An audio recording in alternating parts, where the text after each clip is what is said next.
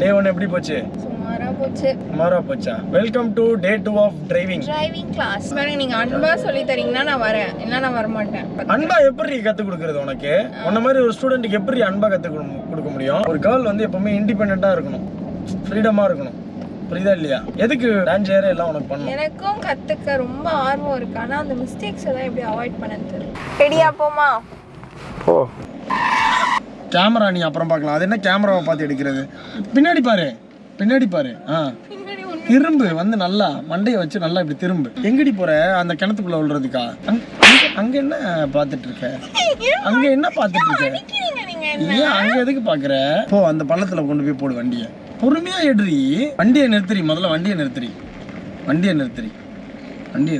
எரிச்சல் ஆகுது. இந்த ஜூஸை வந்து ஏதோ ஒரு மாடு குடிச்சதா நினைச்சுக்கிறேன். இந்த